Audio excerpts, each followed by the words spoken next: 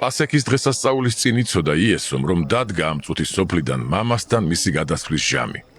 როგორც შეიყვარა თავისიანები, რომლებიც ამ წუთის სოფელში იყვნენ, ისევე ბოლომდე უყვარდა ისინი.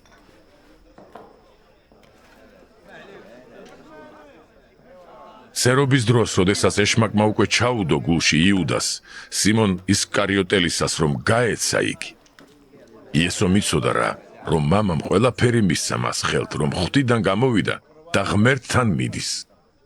წამოდგა სერობიდან, გადადო ზემო სამოსელი, აიღო პირსახოცი და წელზე შემოირტყა.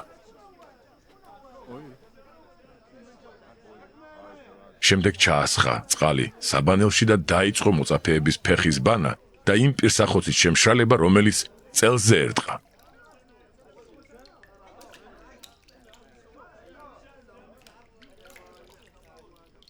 მივიდა სიმონ პეტრესთან. მან კი უთხრა: უფალო, შენ უნდა დამბანო ფეხები.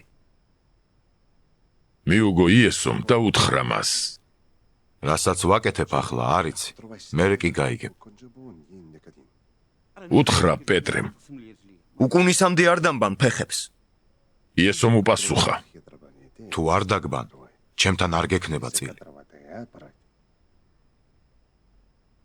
უთხრა სიმონ პეტრემ: უფალო, მარტო ფეხებს კი არა, არამედ ხელებსაც და თავსაც.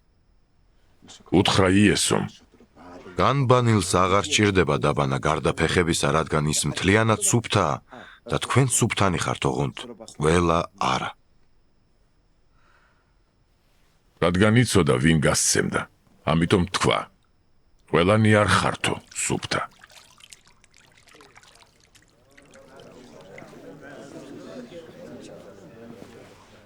ფეხები რომ დაბანა მათ და თავისი სამოსელი აიღო და კვლავ დაჯდა, უთხრა მათ: იცით რა გიყავით?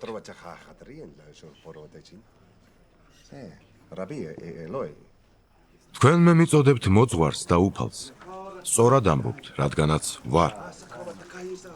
ამიტომ თუ კი მე მოძღვარმა და უფალმა დაგბანეთ ფეხები, თქვენც ერთმანეთს უნდა დაბანოთ ფეხები. რადგან მაგალითი მოგეცით, რათა როგორც მე მოგეკეცით, თქვენც ისე მოიქცეთ. ჭეშმარიტად გეუბნებით თქვენ.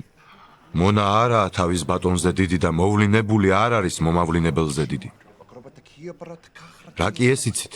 ნეტარნი ხართ თუ ამას აღასრულებთ.